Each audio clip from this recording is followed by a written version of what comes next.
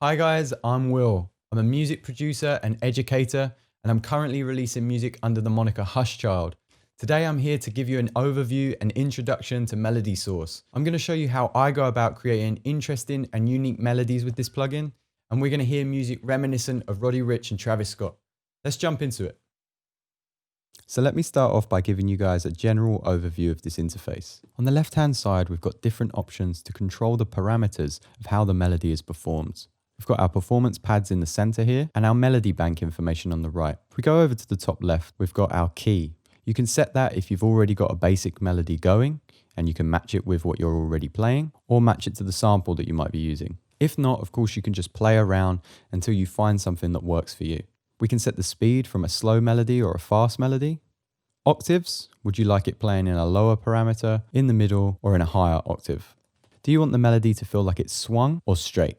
And do you want the melody to be able to play triplets or no? This means 3 notes played in short succession. Finally, do you want the rhythm of the melody to be syncopated or not? That means on the beat, to the grid, or outside of that. Over on this side, and as I'm sure you'll see later, we have the ability to swap notes. So if you choose a melody that's light and you like the pattern, but you don't necessarily like how it feels, you can set it to more of a darker tone. You'll also be able to harmonize with your melody, switching between thirds, fifths, and octaves. And finally, you'll be able to switch between legato options. Do you want your notes to be short, or do you want them to be long and sustained? Of course, the most exciting part of this plugin is going to be the center options. Here we have 3 options along the top and 3 along the side. We have the option to play a simple melody, a complex melody, or both. And your melody can have a lighter feel or a darker feel, or can play a more modal pattern that switches between both. When you select a pattern, Melody Bank is illuminated, and you have the option to play, drag in your MIDI option, and delete your melody. Don't forget that if you ever get lost, you always have help tips up in the top right. Now that you've got an overview, let's get started. I am of course using Ableton for this tutorial, but please do not be discouraged. The appearance of MelodySauce won't change no matter what DAW you use. I have already programmed a quick drum pattern, and I'm using some of my go-to snares, a kick, rattle and open hats, and a crash.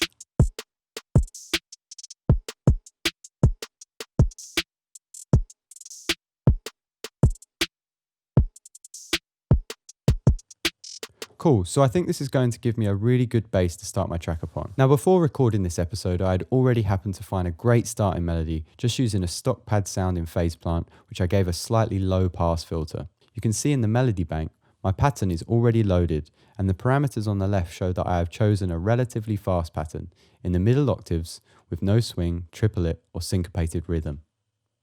This is what it sounds like.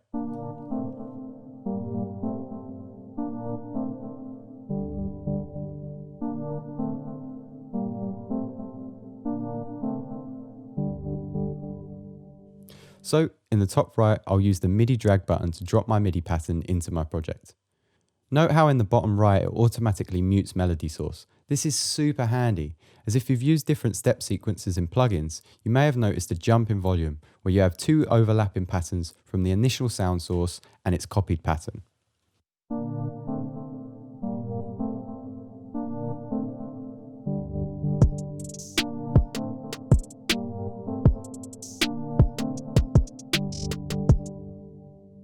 Great, so I'm going to copy that up and continue to work on this project.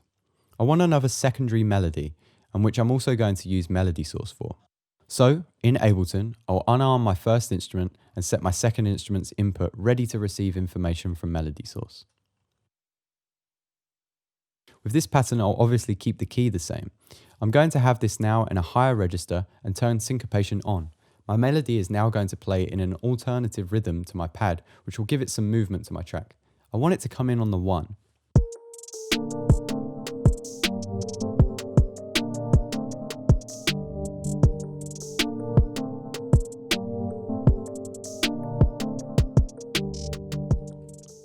I really like this pattern, but I'm going to use note swap to take it from a darker tone to a lighter one.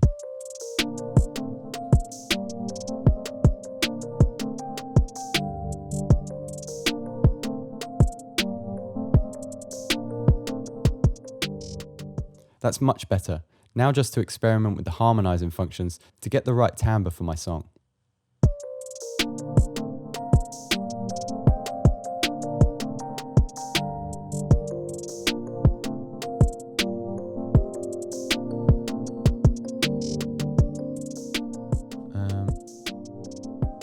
definitely between these two.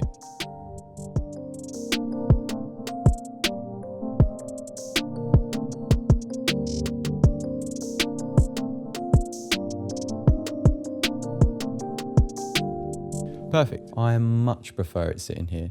It allows the melody to be coupled with itself, but an octave lower.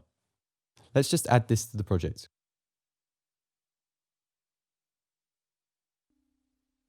So for the last time, I'm going to change the octaves. We'll keep it in the lower registers. Same as before, no swing, no triplets, with syncopation on.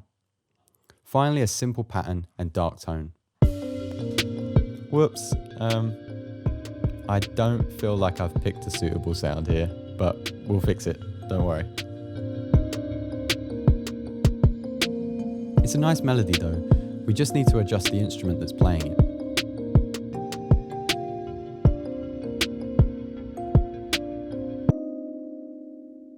Something more staccato.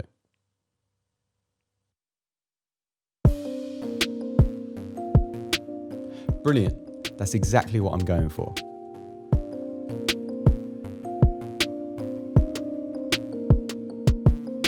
And now for the last time today, we'll add that to our project.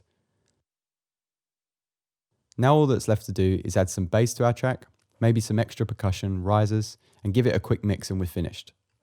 So guys, that was an overview and crash course of MelodySauce. Please do let us know which DAW you're using and what you're using MelodySauce for. If you'd like to see more of these types of tutorials, let us know what genres you'd like to see. Leave a comment down below. Once again, I'm Will. I hope this has been helpful and I'll see you guys next time.